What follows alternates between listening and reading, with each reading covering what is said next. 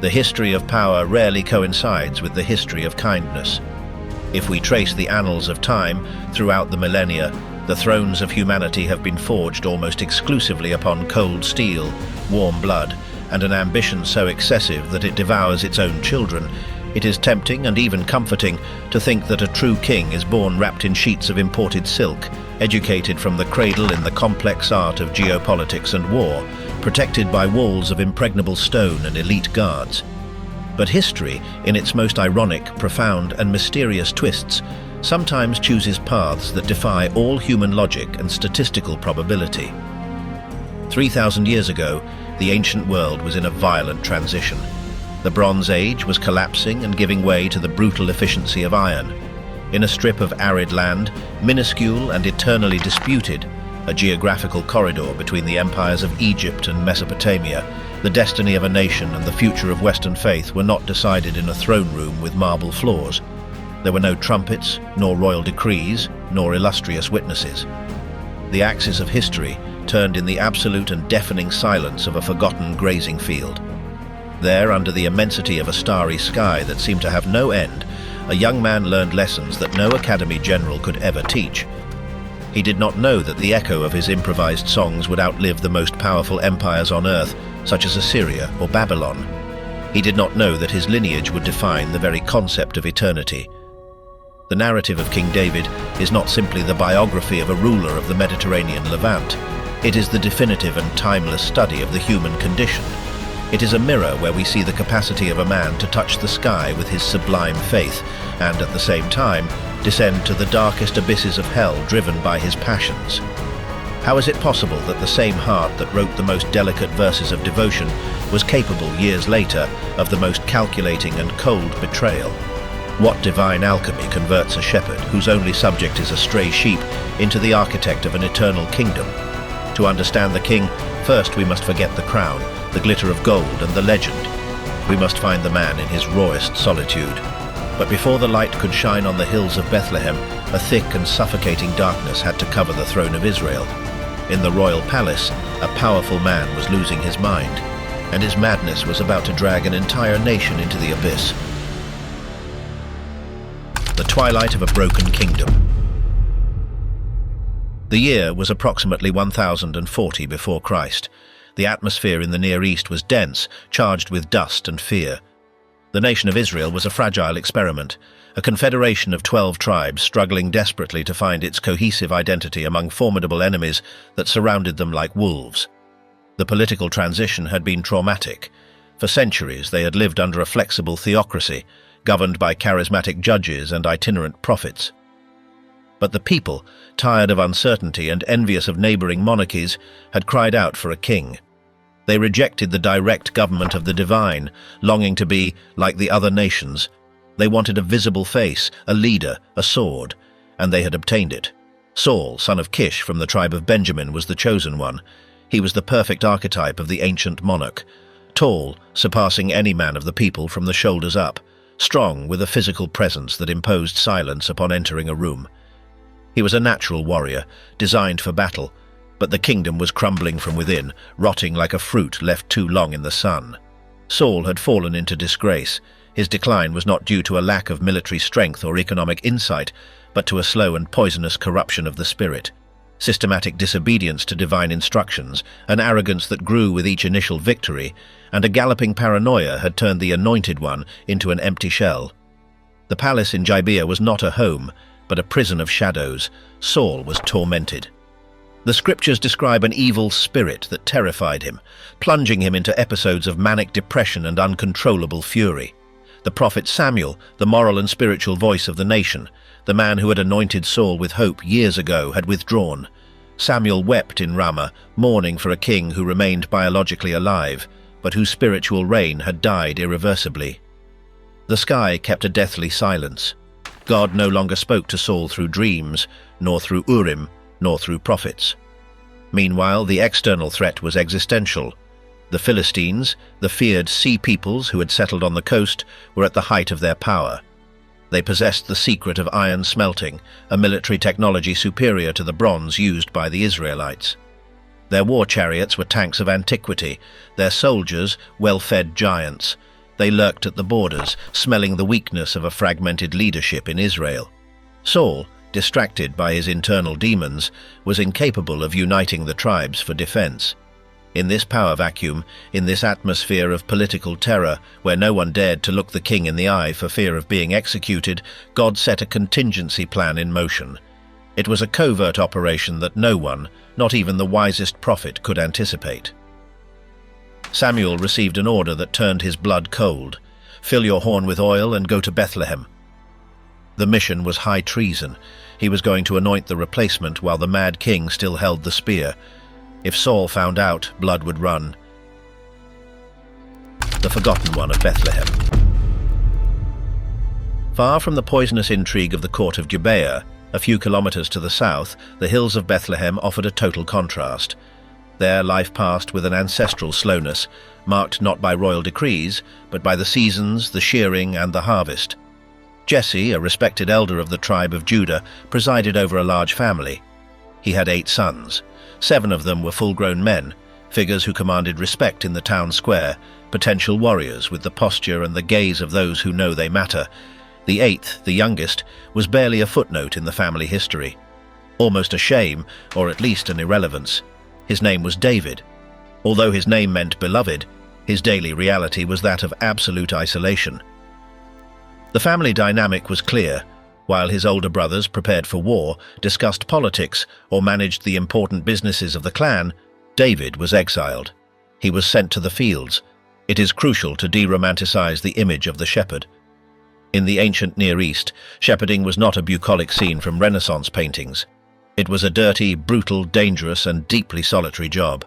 It demanded perpetual vigilance under the scorching sun that cooked the skin and the freezing nights of the Judean desert, where the temperature drops drastically.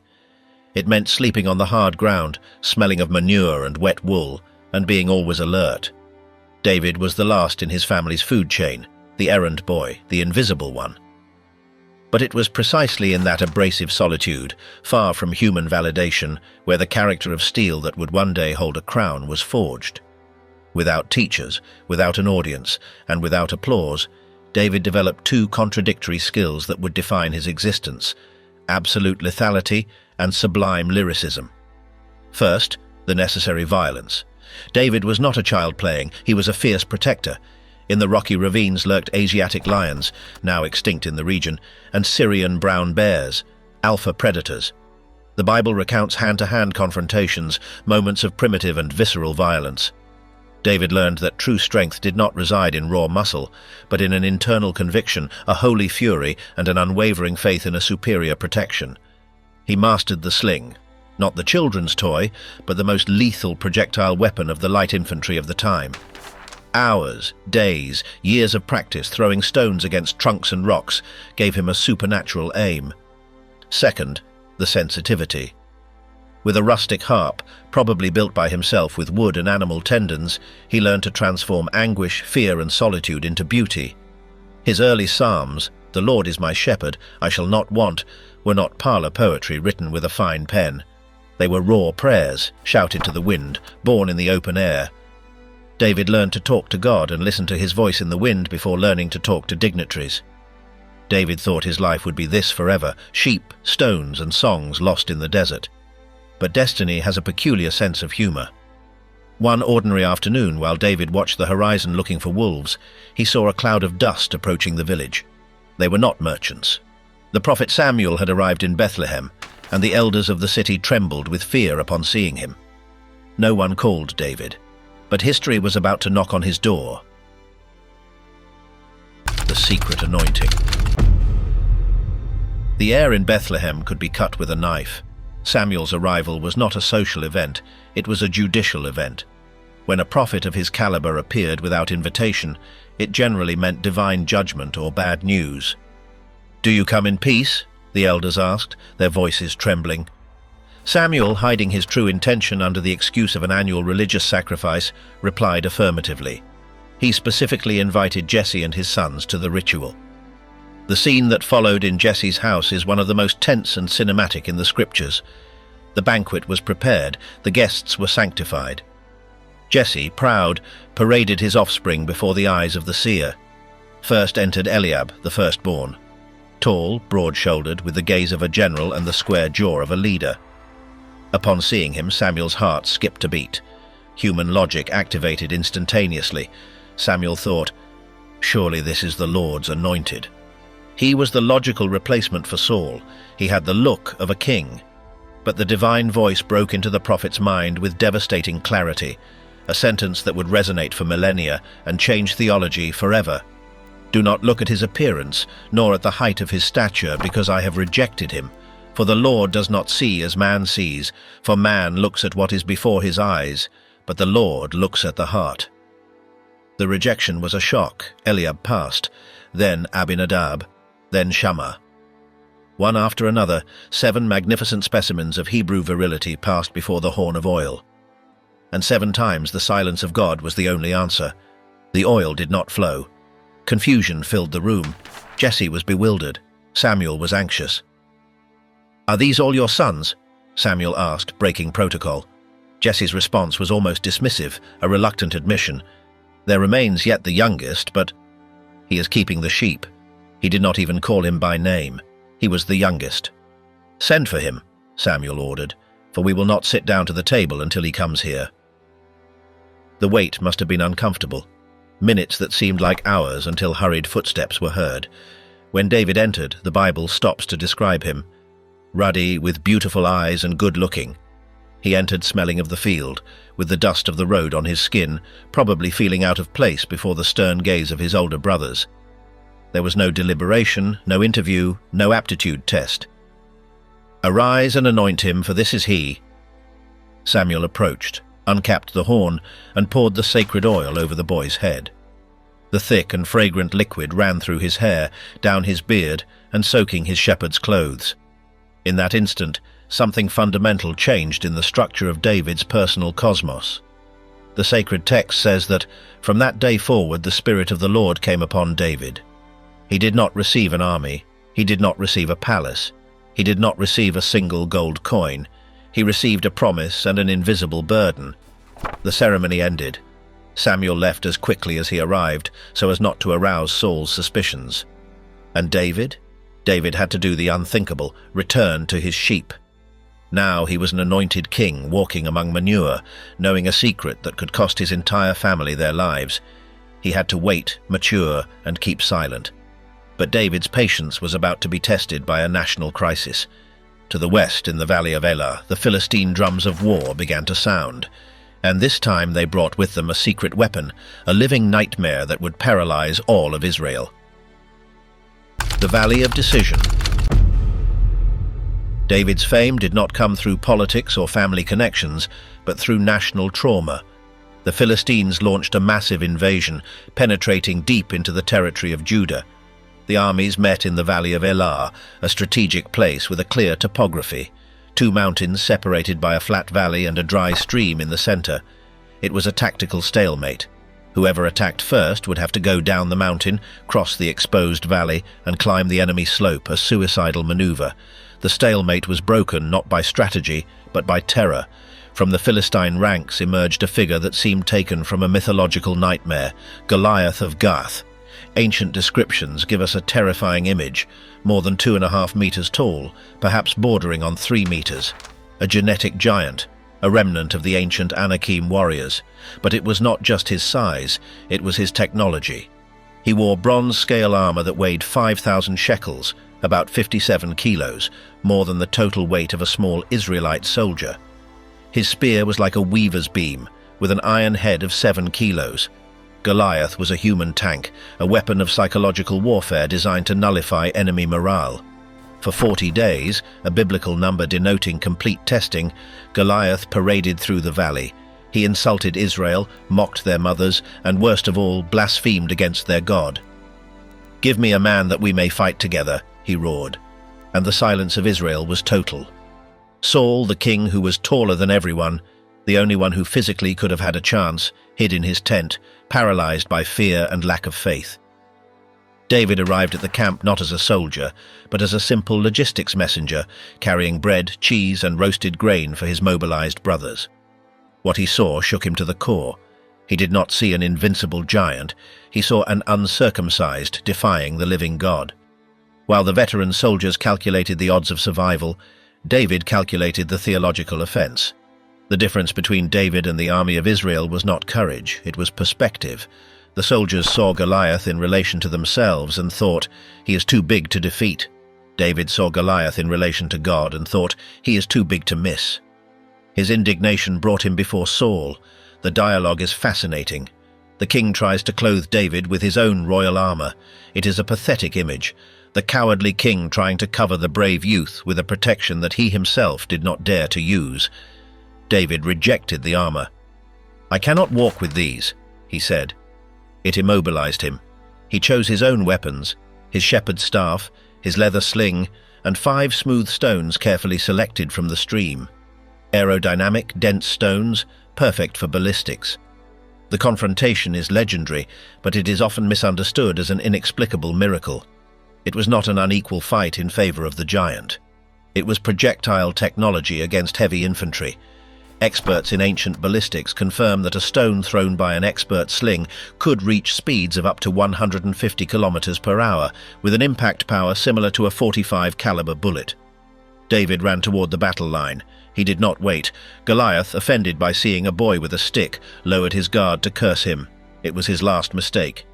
"You come to me with a sword, a spear, and a javelin, but I come to you in the name of the Lord of hosts." The sound of the spinning sling was a deadly hum. The stone was released. The impact on Goliath's forehead was devastating, sinking the frontal skull and turning off the giant's lights instantaneously. The colossus collapsed face down with a metallic thud that shook the valley. David did not stop. He ran toward the fallen body, drew the giant's own sword, since he did not have one, and in an act of brutality necessary to confirm the victory and break the spell of fear, he cut off his head. He held up the bloody trophy before 2 astonished armies. The roar of Israel was deafening. The victory was total. In that moment, the shepherd died and the national hero was born. David returned triumphant, with the giant's head in his hand. The women came out into the streets of all the cities singing and dancing with tambourines.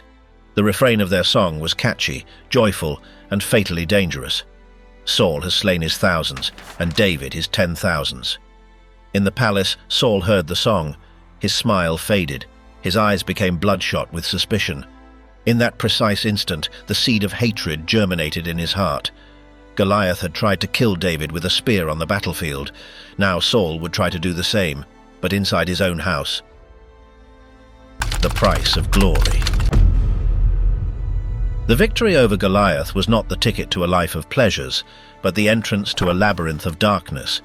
David was taken to the court permanently. He became commander of the troops, winning every battle he led. He married Michal, the king's daughter, becoming a son-in-law to royalty, and he forged a legendary friendship with Jonathan, Saul's son and heir to the throne. Their souls, the text says, became knit. Jonathan, who should have been David's rival, recognized God's grace in him and gave him his robe and his weapons, spiritually abdicating in favor of the chosen one. But while David ascended, Saul descended in a spiral toward madness. Jealousy is a destructive force, a cancer that eats away at judgment. Saul no longer saw in David a loyal general who secured his kingdom. He saw his usurper. "Only the kingdom is left for him," Saul murmured during his sleepless nights. The court became a minefield. On 2 occasions, while David played the harp to calm the king's panic attacks, Saul threw a spear at him with the intention of pinning him to the wall. David dodged death by centimeters, his warrior reflexes saving his life. What followed were years of relentless persecution. David went from being the hero on the covers to being public enemy number 1. He had to flee through the window of his house, go down to the desert, leave behind his wife, his best friend, and his status. The anointed of God became a fugitive. He took refuge in the cave of Adullam. This is one of the lowest and yet most formative moments of his life. There in the damp darkness, surrounded by bats and cold, David did not gather the elite of Israel. To him joined those who were in distress, those who were in debt, and those who were embittered in spirit. About 400 broken men, David became the captain of the outcasts, the king of the misfits. In these caves, hunted like a wild beast by Saul's 3,000 elite soldiers, David wrote some of his most heartbreaking psalms, Psalm 57, Psalm 142. The injustice of his situation was palpable. He had served faithfully, saved the kingdom, and his reward was imminent death. However, his character was tested in the fire of temptation. In the deserts of En-Gedi, the perfect opportunity presented itself. Saul entered alone to relieve himself in the same cave where David and his men were hiding in the deep darkness. "It is the day that God promised you," David's men whispered, hands on the hilts of their swords. "Kill him and take the throne." It was logical. It was self-defense. It was poetic justice. David approached stealthily.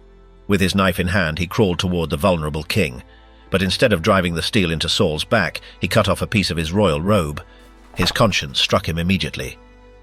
"The Lord forbid that I should do such a thing to my Lord, to stretch out my hand against him, for he is the Lord's anointed." This decision defines David's political and spiritual ethics. He understood that the end does not justify the means. He would not take the throne through the blood of his predecessor. He would wait for God's time, even if it meant continuing to live like a fugitive dog. He came out of the cave and shouted to Saul, showing him the piece of cloth, proving his loyalty. Saul wept momentarily, recognizing David's righteousness, but his madness soon returned. The end of this stage came with an inevitable tragedy. The Philistines regrouped their forces for a final attack on Mount Gilboa. Saul, desperate, without a voice from God and full of terror, consulted a medium in Endor, sealing his spiritual fate. The battle was a massacre. The army of Israel was crushed. Philistine archers reached Saul. His sons died, including the noble Jonathan. Saul, wounded and surrounded, fell upon his own sword to avoid capture and torture. When the news reached David in Ziklag, there was no party. There was no celebration for the death of his persecutor. There was a deep, visceral lament. David tore his clothes and composed the Song of the Bow, one of the most beautiful elegies of antiquity. How the mighty have fallen. He wept for Saul, and for his love Jonathan. At 30 years old, with the throne vacant, the king dead, and the kingdom in smoking ruins, David looked toward the mountains of Judah. The wait was over. The shepherd had survived the long night of the desert. Now he had to go up to Hebron. But taking the crown would not be the end of his problems. Governing a divided nation and facing his own internal demons would be a much fiercer battle than that of Goliath. The era of the king was about to begin. The ascent to power is usually noisy, a symphony of steel clashing against steel, war cries and the clamor of the masses. But the consolidation of power is a silent, cold and lethal art. David, the youngest son of Jesse, had survived the openness of the desert. He had dodged the spears of Saul's madness and had brought down giants with river stones. But now, sitting on the threshold of royalty, he faced a much more insidious enemy, a beast that does not bleed and does not sleep, the comfort of the throne. History, in its immense cruelty, teaches us a repeated lesson. Men who know how to conquer empires rarely know how to govern them, and those skilled in administration rarely possess the fire necessary to conquer themselves. Upon taking command of a fractured nation, David did not simply inherit a golden crown. He inherited the chaos of a latent civil war that threatened to tear the fabric of the 12 tribes. The kingdom was an open wound. The north, proud and stubborn, remained loyal to the memory of the house of Saul, clinging to the legitimacy of the old regime. The south, Judah, aligned itself with the messianic promise of David. The unification of Israel would not be a simple administrative act or a signature on a papyrus. It would require a total re-engineering of the national soul. In this stage of the saga, we would see the metamorphosis of the shepherd into a statesman. We would see the brilliant strategist who redrew the maps of the Middle East with blood and diplomacy, and the man who, at the absolute peak of his glory under the midday sun, would discover the terrible physics of power. The higher you climb, the more devastating the fall. But before the fall, there had to be a summit. And to reach the summit, David needed something that Saul never had, an impregnable capital. David had the crown, but he did not have control. In the center of his promised land there was a thorn, a fortress that had humiliated the Israelites for 400 years. If David wanted to be king of all Israel, he had to do the impossible. He had to take the city that the Canaanite gods swore would never fall, the conquest of the eternal city. During his first 7 years and 6 months, David reigned from Hebron. It was a logical, conservative choice. Hebron was a respectable, sacred city, steeped in patriarchal history.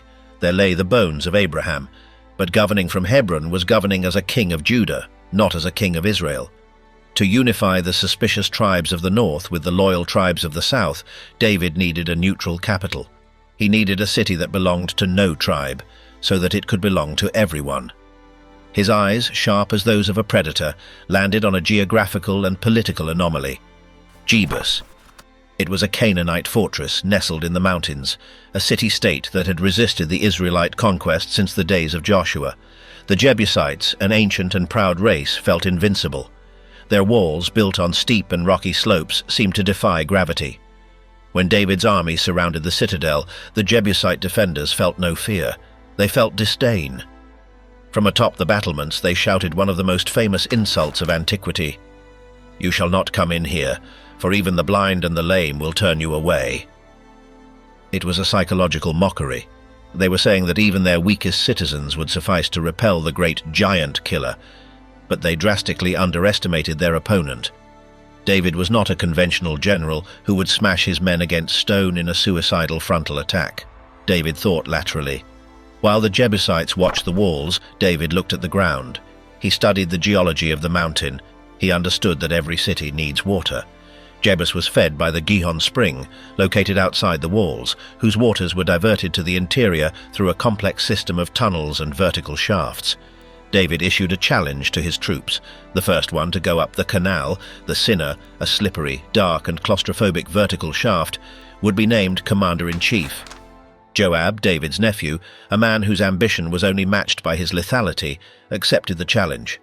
It was a special forces operation in the Bronze Age. Joab and an elite team climbed up the damp rock chimney, ascending from the bowels of the earth, emerging inside the city like armed ghosts. The fortress did not fall by brute force, but by surgical infiltration.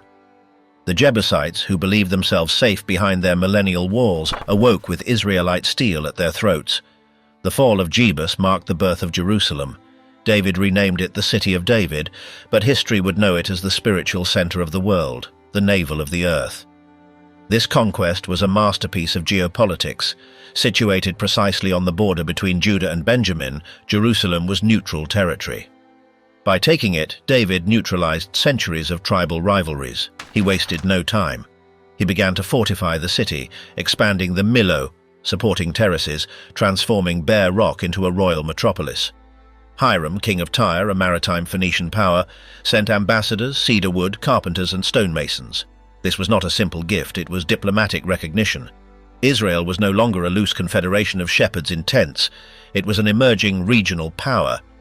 The biblical text summarizes this meteoric rise with a forceful phrase: David became greater and greater, not by luck, nor by the political climate, but because the Lord God of hosts was with him.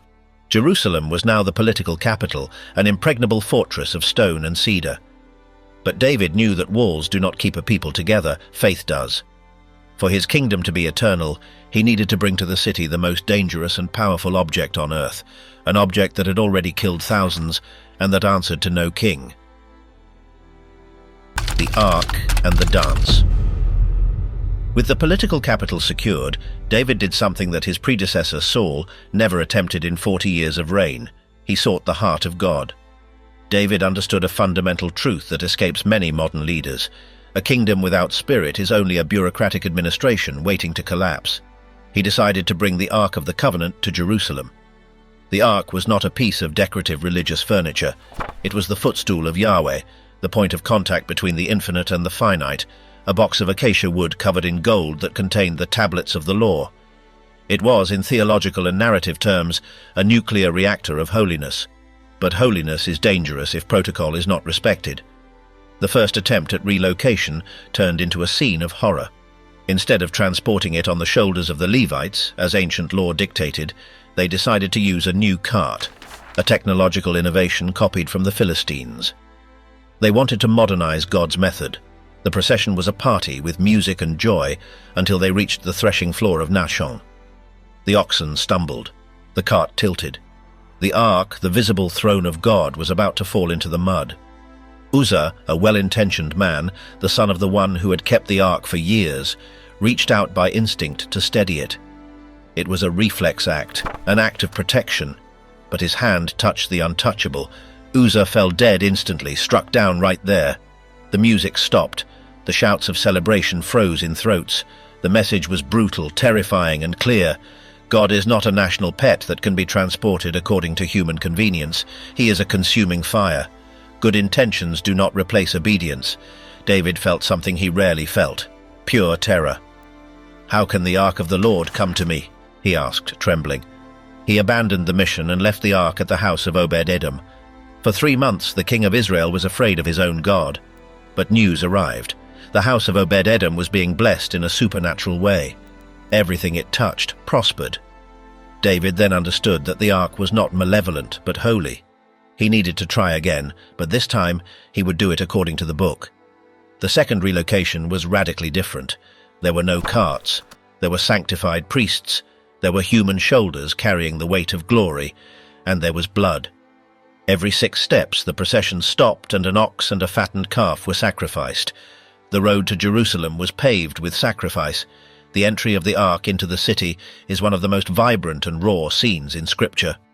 David, the warrior king who had decapitated Goliath, stripped off his heavy royal garments. He took off his armor, his crown, and his purple robe. Dressed only in a linen ephod, a simple priestly garment, almost underwear for a king, David lost his composure. He danced. He leapt. He twirled with all his might before the Lord, surrounded by the deafening sound of trumpets and the shouts of joy of an entire people.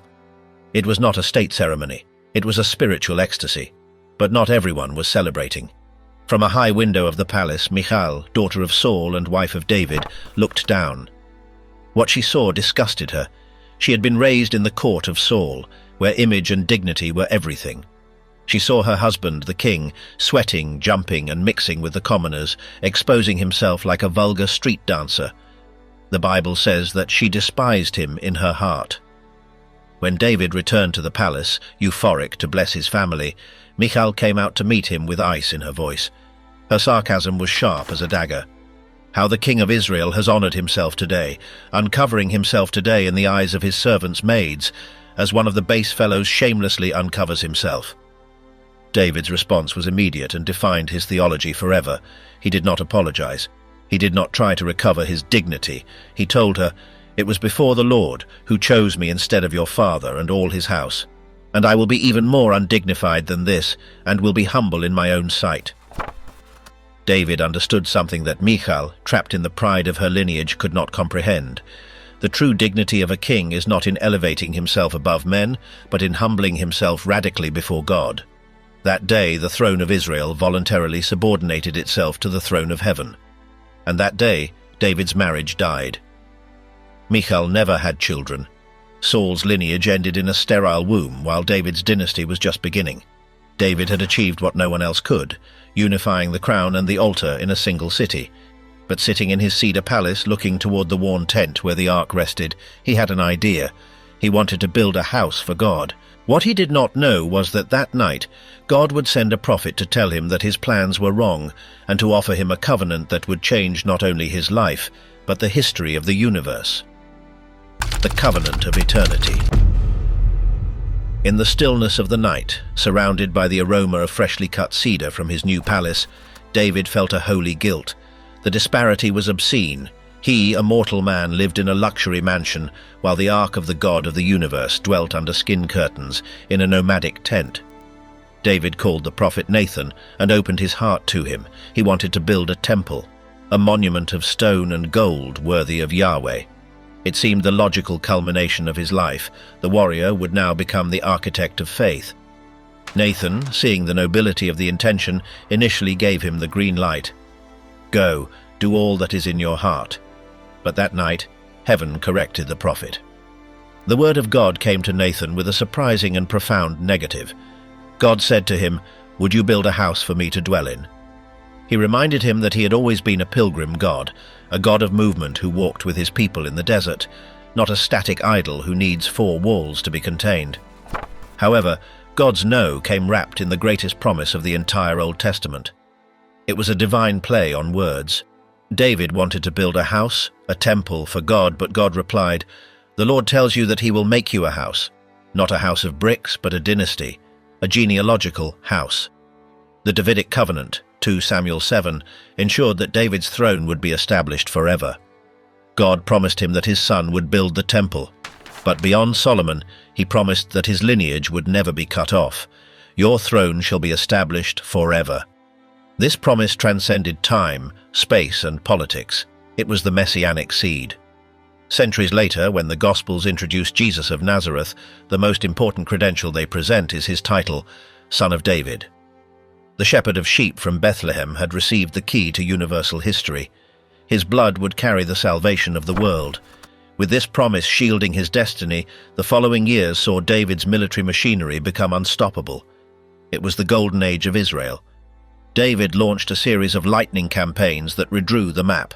He subdued the Philistines, breaking their technological and military hegemony forever.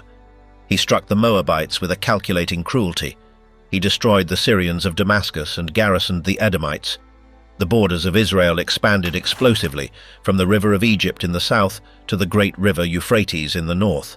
The wealth of the nations flowed toward Jerusalem. The spoil of gold, silver, and bronze was consecrated to the Lord. David established a just administration. He organized the army, the worship, the music, and the civil justice. The text says that David administered justice and equity to all his people. It was the pinnacle. The man, the king, the myth, everything was perfect. But perfection in this world is a fragile state. David had it all: absolute power, incalculable riches, defeated enemies, and an eternal promise from God. But the real danger was not on the battlefields of Syria, nor in the Philistine fortresses. The danger was waiting in his own house. One spring afternoon, while his soldiers were dying in the war, David made the mistake of staying in bed. And from his balcony, he saw something that would start the fire that would burn his dynasty to its foundations. The treacherous spring.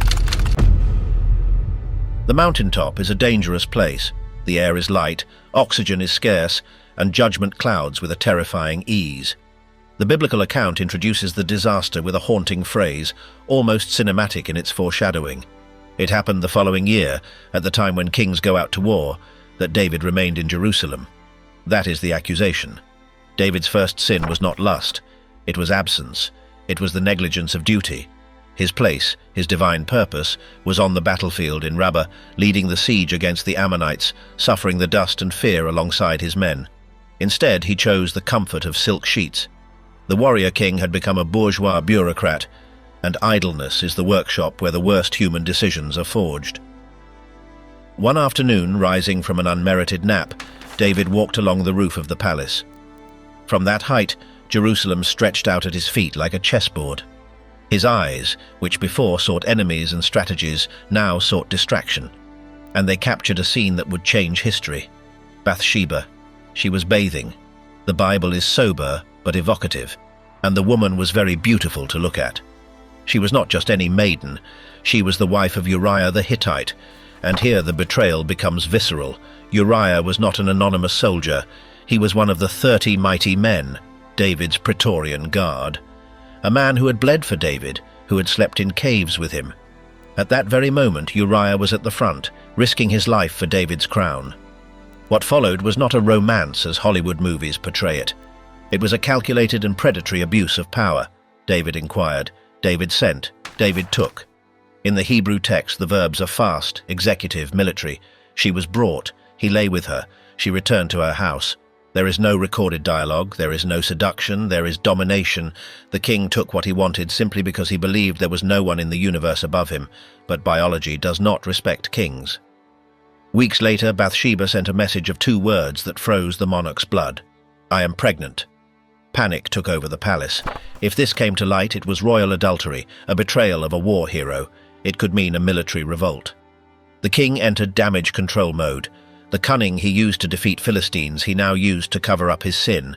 David sent for Uriah from the battlefront with a false excuse, hoping the soldier would go home, sleep with his wife, and cover the pregnancy with his own paternity. It was the perfect plan. But David forgot one variable: honor. Uriah had a code of integrity that David had lost. The soldier refused to go to his house. He slept at the door of the palace with the servants. When David, frustrated, asked him why he did not go to enjoy his wife, Uriah's response was a mirror reflecting the moral corruption of the king.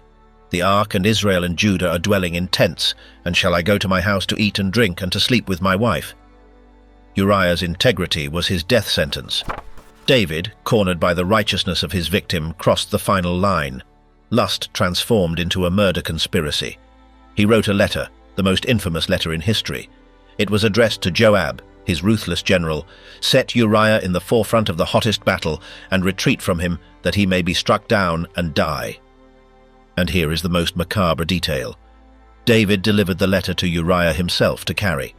The loyal soldier marched back to the front carrying his own death sentence in his hand, blindly trusting his king. The plan worked. Uriah fell under the Ammonite arrows, betrayed not by the enemy, but by his comrades, under orders from his sovereign. Joab sent the news. Bathsheba mourned. David took her as his wife. The child was born. The problem had disappeared. The perfect crime had been consummated. No one knew. Only Joab, and he was an accomplice. David sighed with relief, but the last line of chapter 11 of 2. Samuel rumbles like distant thunder, foreshadowing the coming storm. But the thing that David had done was displeasing in the eyes of the Lord. David thought he had gotten away with it. The body was buried, the woman was in his harem, and the kingdom remained at peace. But the silence of God is deceptive. For 1 year, David rotted from the inside, hiding his secret. Until one day the doors of the throne room opened, and a man entered alone, without weapons, but with a story that would destroy the most powerful king on earth. The Parable of the Lamb. Almost 1 year passed. 9 months of pregnancy, the birth of the child. The silence of God must have been deafening. David lived in a lie, acting as king, judging cases, leading worship, but inside he was consumed. He himself would describe it later in Psalm 32.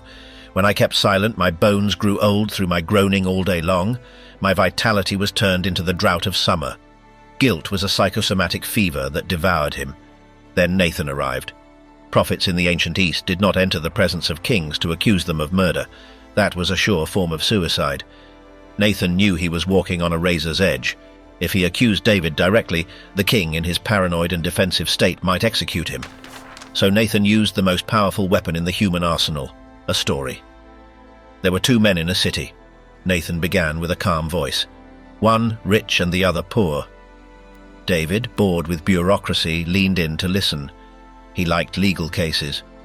The rich man had exceedingly many flocks and herds, the prophet continued.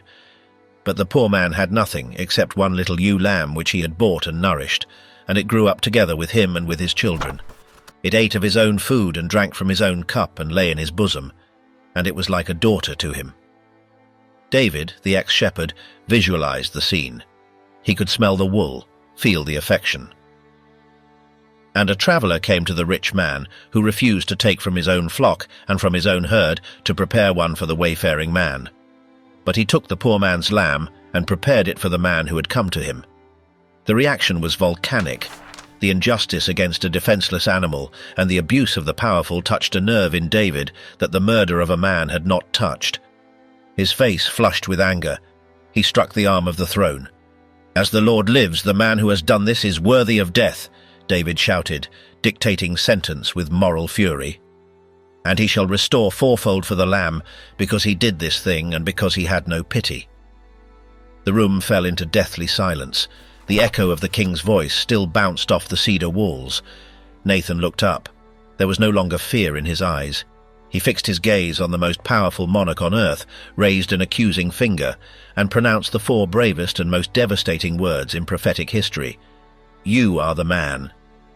David's world stopped. Time froze. The mask fell. Nathan unleashed the storm. "Why then have you despised the commandment of the Lord, to do evil in his sight? You have killed Uriah the Hittite with the sword, and have taken his wife to be your wife." There were no excuses. There was no political rationalization. There were no reasons of state. The king was naked before the absolute truth. At that moment, the history of Israel hung by a thread. Saul, when confronted by Samuel years ago, sought excuses, blamed the people, clung to his pride. If David had done the same, his dynasty would have ended there. But David, despite all his darkness, had a heart sensitive to the voice of God. David broke. He collapsed physically and spiritually. "I have sinned against the Lord." It was a total confession. Without buts, without mitigating factors. That phrase saved his life and his soul. From that abyssal pain was born Psalm 51, the universal hymn of broken hearts and perfect contrition. Have mercy upon me, O God, purge me with hyssop, and I shall be clean. Nathan assured him of forgiveness. The Lord also has put away your sin, you shall not die. The vertical relationship with God was restored, eternity was safe, but the law of sowing and reaping is inexorable on earth. Forgiveness erases guilt, but it does not eliminate consequences. Nathan prophesied the bloody future of the house of David. Now, therefore, the sword shall never depart from your house. The violence that David used in secret against Uriah would manifest publicly in his own family. His sons would kill each other. His wives would be taken by another in the light of the sun. And the first payment of that blood debt was immediate. The child born of adultery became ill. David pleaded. David fasted. He lay on the ground, refusing to eat, trying to change the mind of God. But on the seventh day the child died. It was the beginning of winter for the king. The splendor had ended. The slow and painful fall had begun. David rose, washed, anointed himself, changed his clothes, and went into the house of the Lord to worship. Then he asked for food and ate. His servants were astonished by his apparent coldness, but David knew the truth. I shall go to him, but he shall not return to me. David had conquered kingdoms, fortresses, and giants. He had unified a nation. But in the process he had lost control of his own house, and the sword he unsheathed against Uriah now pointed directly at the heart of his own family. Time is an implacable judge that accepts no bribes. It does not care about your crown or your past victories, or how many giants you have brought down in your youth. In the end, time collects all debts. David, the man who unified the 12 tribes, the warrior poet, had been forgiven by heaven. His soul was clean before the eyes of eternity, washed by a sincere repentance. But here on earth, reality was indelibly stained. The prophecy of the prophet Nathan echoed in the hallways of his palace like a deferred death sentence. The sword shall not depart from your house. It was not an empty threat. It was a description of moral physics. When a king breaks the order, chaos seeps through the cracks. And now the king who knew how to govern an empire faced the only thing he could not conquer, his own blood. The final act of David's life is not a story of military glory. It is a Greek tragedy written in Hebrew. It is the account of the most painful betrayal, that which does not come from a Philistine with a spear, but from a son with a kiss.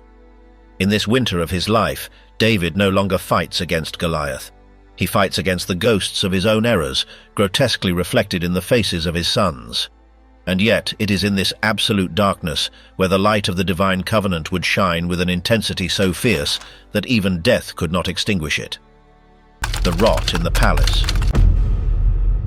Jerusalem lived an artificial peace. Tributes arrived from neighboring nations. Gold flowed. But within the cedar walls of the palace, a cancer was growing. David, paralyzed perhaps by the residual guilt of his adultery with Bathsheba and the murder of Uriah, had been transformed. The lion had lost his teeth.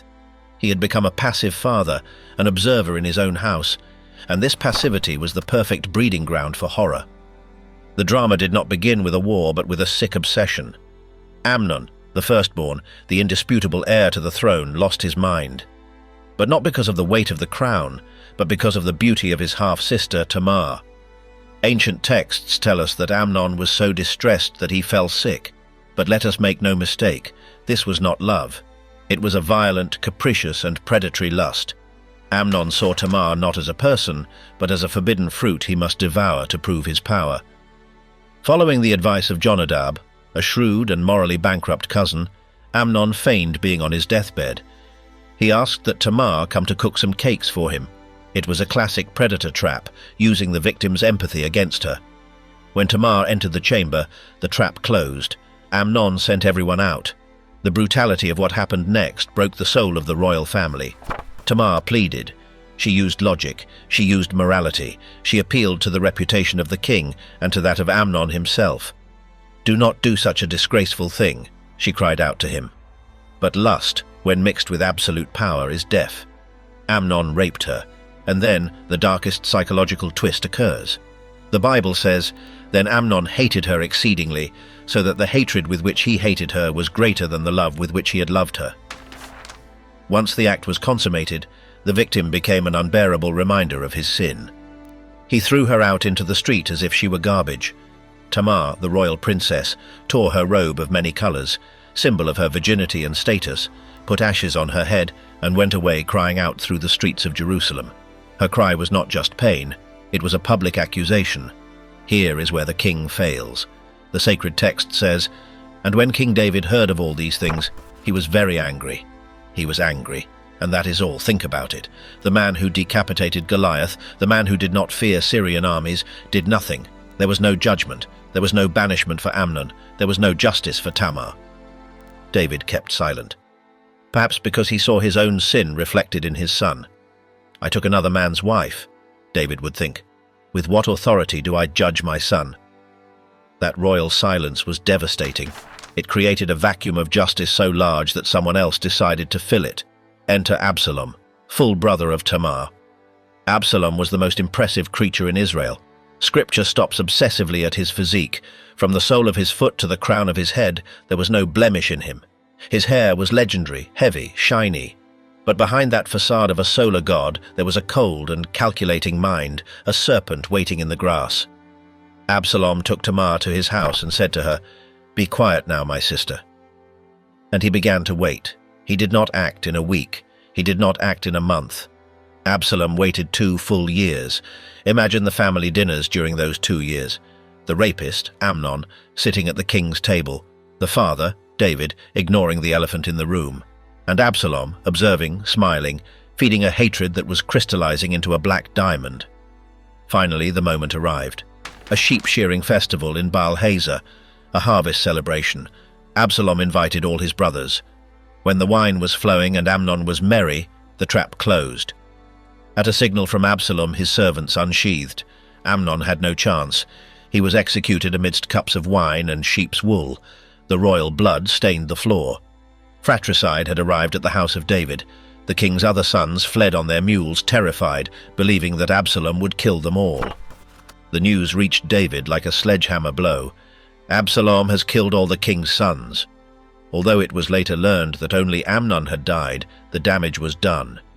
David, the man who had killed lions, threw himself to the ground, weeping, incapable of resolving the chaos that his own inaction had unleashed.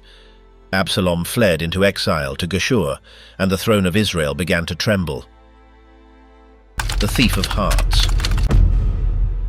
3 years passed, 3 years of a father missing his murderous son. David, in his emotional complexity, longed to go out to Absalom, for he had already been comforted regarding the death of Amnon. Joab, the pragmatic general, engineered Absalom's return. But it was a halfway return. David allowed him to return to Jerusalem, but forbade him from seeing his face.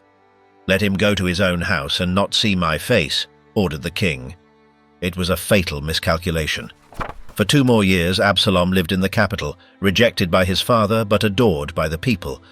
5 years of total estrangement turned a son's love into political poison. Absalom reached a logical conclusion. David's reign was obsolete.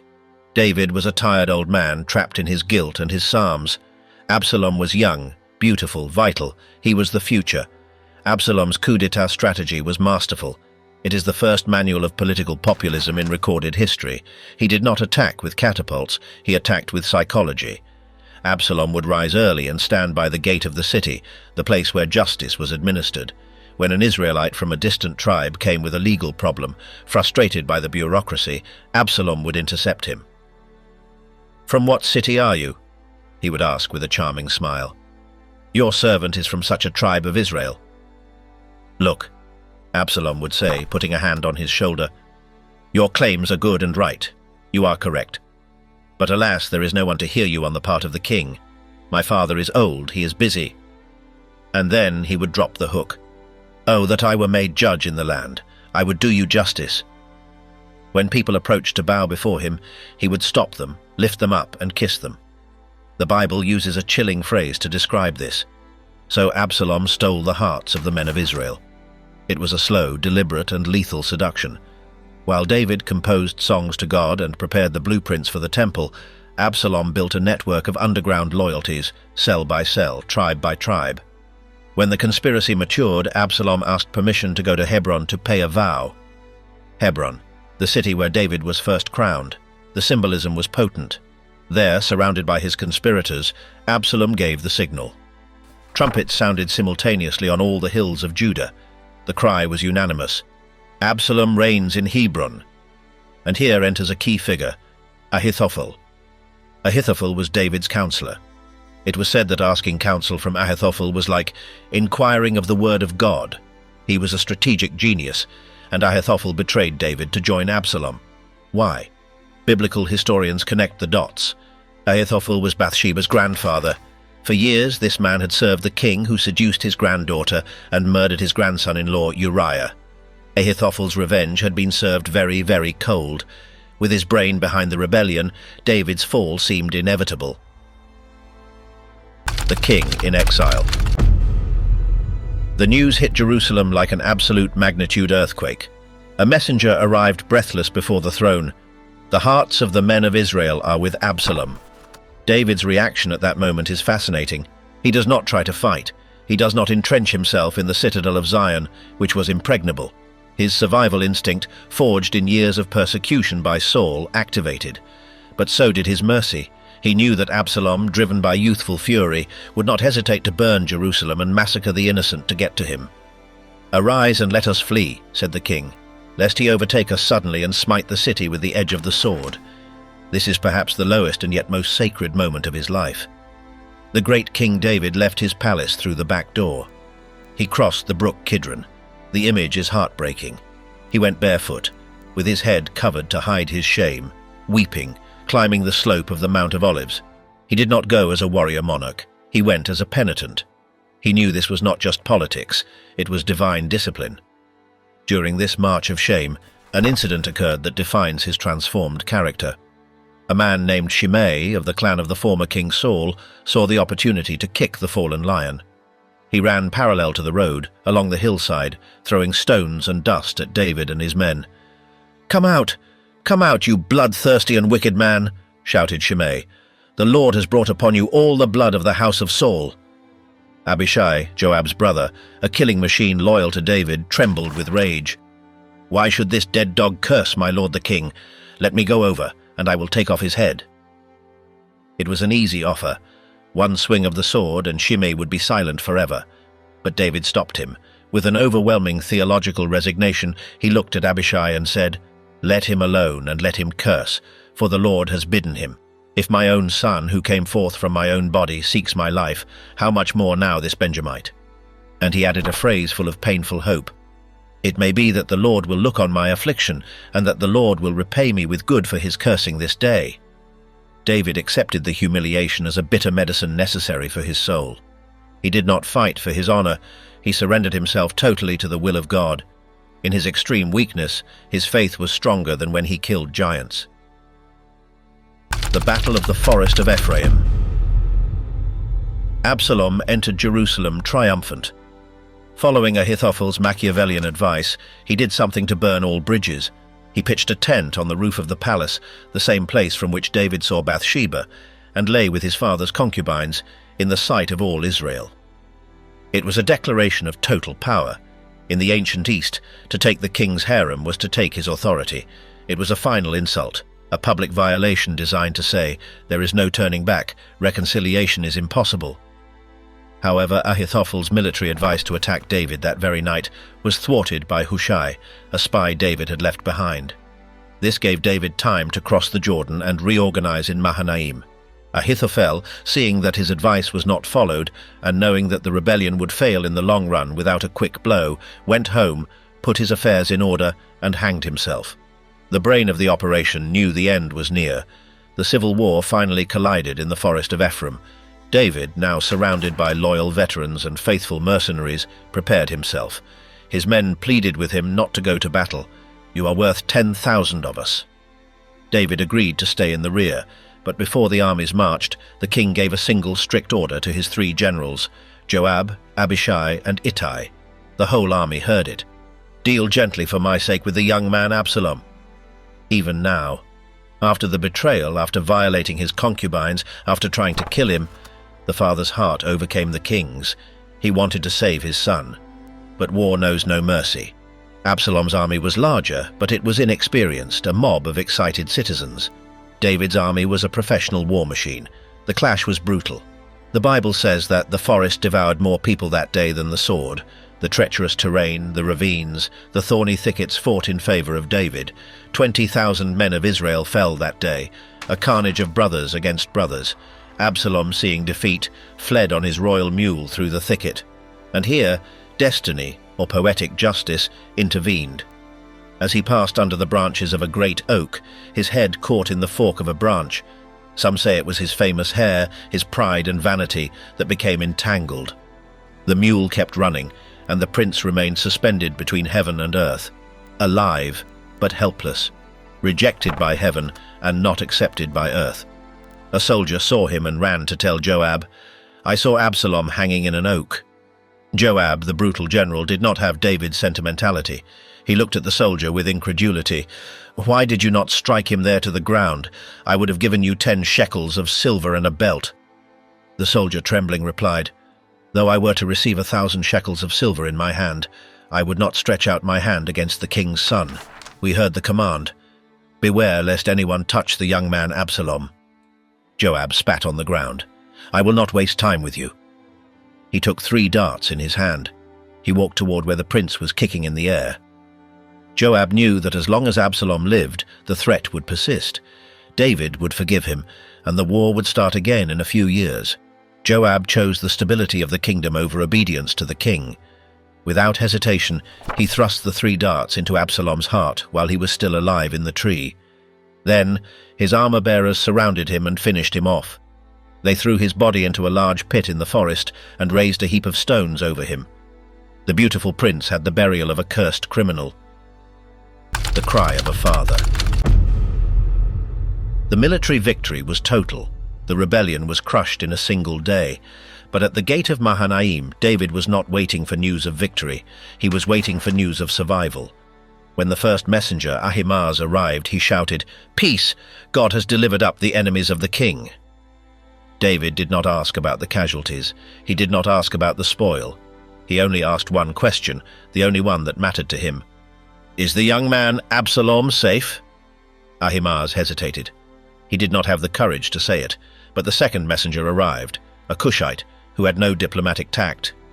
"Is the young man Absalom safe?" the king repeated with desperation in his eyes. The Cushite replied with a courtly but devastating phrase, "May the enemies of my lord the king, and all who rise against you to do you harm, be like that young man." David's world stopped. The king shuddered. His legs failed. He went up to the chamber over the gate, and as he went, the sound that came from his throat tore the air. It was not the weeping of a king, it was the howl of a wounded animal. "Oh, my son, Absalom, my son, Absalom! Would I had died instead of you! Oh, Absalom, my son, my son!" It was a moment of terrible clarity. David realized that all of this, the rape of Tamar, the death of Amnon, the rebellion, the 20,000 dead in the forest, and now Absalom hanging with darts in his chest. All of it was ultimately a consequence of his own sins. He should have died, not his son. The victory turned into mourning. The soldiers, who expected to be received as heroes, stole into the city, ashamed, as people who are ashamed steal away when they flee in battle. They had a king who preferred the life of his traitorous son over the victory of his loyal soldiers who had risked their necks for him. It was Joab who, still covered in the blood and dust of the battle, entered the room where David was weeping. With a necessary and brutal hardness, he confronted his king. "Today you have disgraced the faces of all your servants who have saved your life. You love those who hate you and hate those who love you. I perceive that if Absalom were alive and all of us were dead today, then you would be pleased." Joab issued an ultimatum. "Now therefore arise, go out and speak comfort to your servants. For I swear by the Lord, if you do not go out, not one man will stay with you this night, and that will be worse for you than all the evil that has befallen you from your youth." David, swallowing his grief, washing his face, understood that Joab was politically right, even if he lacked a soul. The king rose and sat at the gate. He returned to governing, but a part of him had died forever in that forest of Ephraim. The census and the angel of death. David's final years were marked by restoration, but also by one last error of pride. The kingdom was secure, the borders expanded, But complacency is dangerous. Incited by a dark temptation, some texts say it was Satan, others that it was the anger of God testing him. David ordered a military census. Go, number Israel and Judah. What was the problem? Why was it a sin to count? Because the census implied that Israel's strength resided in numbers, not in God. David wanted to quantify his power. He wanted to look at his spreadsheets and say, "This is mine." It was a sin of confidence in the flesh. Even Joab, who was not a holy man, warned him, "Why does the king require this thing? Why should he be a cause of guilt?" But the king's word prevailed. The counters traversed the country for 9 months and 20 days. The result, 1,300,000 warriors, a superpower. But as soon as the counting ended, David's heart struck him. Guilt was instantaneous. He knew he had crossed a spiritual line. God sent the prophet Gad with 3 options for punishment. David had to choose his own poison. 1. 7 years of famine. 2. 3 months of fleeing before his enemies. 3. 3 days of plague in the land. David, showing that he still knew the character of God, chose the third. "Let us fall now into the hand of the Lord, for his mercies are great, but let me not fall into the hand of man." The plague was terrifying. 70,000 men died in a matter of hours. From Dan to Beersheba, mourning covered the land. Then David had an apocalyptic vision. He saw the angel of the Lord standing between earth and heaven, with a drawn sword stretched out over Jerusalem. The total destruction of the capital was imminent. David and the elders, clothed in sackcloth, fell on their faces, and David interceded like a true shepherd, offering himself, "I am the one who has sinned, but these sheep, what have they done? I pray you, let your hand be against me and against my father's house." At that critical moment, the angel stopped at a specific place, the threshing floor of Araunah the Jebusite, a threshing field on a windy hill outside the city. God ordered David to build an altar there. Araunah, the owner, offered to give the land and the oxen for the sacrifice, but David pronounced one of the most important phrases of his life, a principle that defines true worship. "No, but I will surely buy it from you for a price, nor will I offer burnt offerings to the Lord my God, which cost me nothing." David paid the full price. Fire fell from heaven upon the altar. The plague ceased. That piece of land, that threshing floor where death stopped and sacrifice was offered, was not just any place. It was Mount Moriah, the same place where Abraham almost sacrificed Isaac 1,000 years before. And it would be the place where Solomon would build the temple. The place of judgment became, through costly sacrifice, the place of grace. The succession and the twilight. Time finally caught up with the king. David grew old. His body, worn out by decades of sleeping in caves, forced marches, and hand-to-hand combat, collapsed. They covered him with clothes, but he could not keep warm. His bones were frozen. The weakness of the king activated the vultures one last time. Adonijah, the next brother in the line of succession, after Amnon and Absalom, saw the power vacuum. "I will be king," he said. He was handsome, charismatic, and ambitious, just like Absalom, and he gathered powerful support. Joab, who always bet on the strong horse, and Abiathar the priest. Adonijah organized a coronation banquet at the spring of Rogel. It seemed that history was repeating itself, another son usurping the dying father. But this time, there was a swift counter-offensive in the palace. Nathan the prophet, ever faithful, and Bathsheba sprang into action. Bathsheba was no longer the young woman bathing on the rooftop. Now she was the queen mother, shrewd and powerful. She entered the chamber of the dying king and reminded him of his oath. "My lord, you swore to your maidservant, Solomon your son shall reign after me." While they spoke, news arrived of Adonijah's banquet. The noise of betrayal awakened the lion one last time. David, gathering a supernatural force of will, sat up in his bed. His eyes, clouded by age, shone with the authority of old. "As the Lord lives, who has redeemed my soul from every distress, just as I swore to you, so I will certainly do this day." He gave the order. There was no civil war. There was no debate. He had Solomon ride on his own royal mule. They took him down to the spring of Gihon, escorted by David's mighty men and Zadok the priest. There they anointed Solomon with the horn of oil from the tabernacle. The sound of the trumpets and the shouts of "Long live King Solomon" made the earth shake, so much so that Adonijah's guests on the other side of the valley dropped their wine cups in terror. The conspiracy dissolved like smoke. Joab knew he had bet wrong for the last time. On his deathbed, around the year 970 before Christ, David called Solomon. His last words were not the laments of a senile old man, they were instructions of steel. "I go the way of all the earth," David whispered. "Be strong and prove yourself a man." He charged him to keep the law of God, not as a religious ritual, but as the key to political and personal prosperity, and he also gave him pragmatic instructions to cleanse the kingdom of pending threats, including Joab and Shimei. Until his last breath, David was a statesman. David died, full of days, riches and glory. He was buried in the city of David, the fortress that he himself conquered. But his death was not the end. It was the beginning of a hope that would transcend history. David was a man of immense contradictions, a bloodthirsty warrior capable of cutting off 200 Philistine foreskins, and a sensitive poet capable of writing, "The Lord is my shepherd."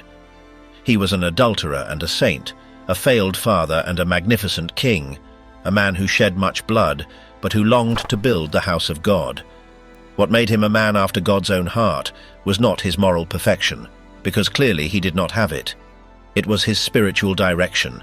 Saul, when he sinned, made excuses and moved away from God. David, when he sinned, ran toward God. He accepted discipline. He was broken. "Against you, you only have I sinned," he wrote in Psalm 51. He knew that grace was the only safe place. His physical legacy was the kingdom of Israel at its maximum splendor, a golden age that would never be repeated.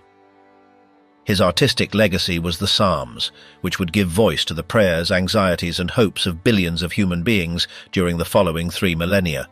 But his true legacy was hidden in his blood, a mysterious promise that God had made to him: "Your throne shall be established forever." 1,000 years after David's body turned to dust in the rocks of Jerusalem, in the same village of Bethlehem where David cared for sheep and fought against bears, another child would be born, another king, one who would also be persecuted by a jealous king, Herod, one who would enter Jerusalem not on a war horse but on a donkey, being acclaimed by the people, one who would be betrayed not by Ahithophel but by Judas, a close friend, one who would go up to the Mount of Olives not fleeing from his son but to give himself up for his enemies, one who would hang from a tree not by accident like Absalom but by divine purpose to receive the darts of God's justice in his own heart. The blind man on the road to Jericho would not shout, "Son of God," nor "Son of Abraham." He would shout with all the strength of his hope, "Jesus, Son of David, have mercy on me." The story of David is ultimately the definitive proof that God can take the most imperfect material, a forgotten shepherd, a sinful king, a broken family, and use it to write the story of the redemption of the universe.